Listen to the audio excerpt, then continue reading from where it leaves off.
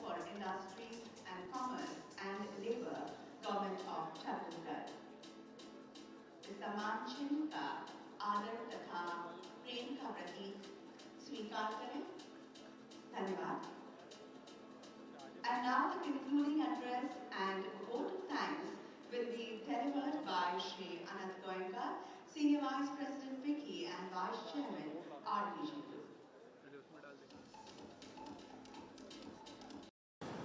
गोल होना चाहिए zero import और नेट एक्सपोर्ट, लेकिन इसके लिए जरूरी है कि हमारा steel sector new processes, new grades और न्यू स्केल के लिए तैयार हो।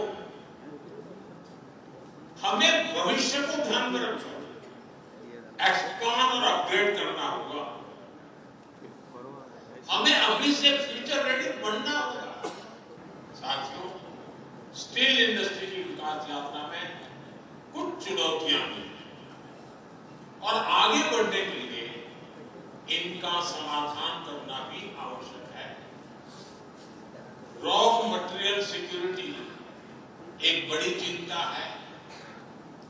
हम अभी भी निकेल, कोकिंग कोल और मैंगनीज के लिए आयात पर निर्भर है और इसलिए हमें ग्लोबल साझेदारियों को मजबूत करना होगा, सप्लाई चेन को बनाना होगा, टेक्नोलॉजी अपग्रेड करने पर फोकस करना होगा। हमें और तेजी से एनर्जी एफिशिएंट, लो एमिशन और डिजिटली एडवांस टेक्नोलॉजी की ओर बढ़ना होगा। साथियों, आप सभी जानते हैं कोल आयात, खासकर कोकिंग कोल आयात का असर कॉस्ट और इकोनॉमी दोनों पर पड़ता है। हमें इसके अल्टरनेटिव तलाशने होंगे। इसके लिए हम कोल गैसिफिकेशन का भी इस्तेमाल कर सकते हैं। कोल गैसिफिकेशन के जरिए हम देश के कोल संसाधनों का बेहतर इस्तेमाल कर सकते हैं, आयात पर निर्भरता कम कर सकते हैं। मैं चाहूंगा स्टील इंडस्ट्री के सभी प्लेयर्स इस प्रयास का हिस्सा बने, इस दिशा में जरूरी कदम उठाएं। साथियों, एक और अहम विषय अनयूज्ड ग्रीनफील्ड माइंस का है। पिछले 10 वर्षों में देश ने कई माइनिंग रिफॉर्म्स किए। आयरन ओर की अवेलेबिलिटी आसान हुई है। अब इन एलोटेड माइंस का देश के इन संसाधनों का सही इस्तेमाल करना और समय पे करना ये बहुत जरूरी है।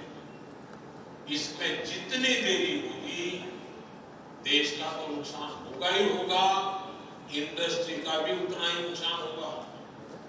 इसलिए मैं चाहूंगा ग्रीन फील्ड माइनिंग को तेज किया जाए।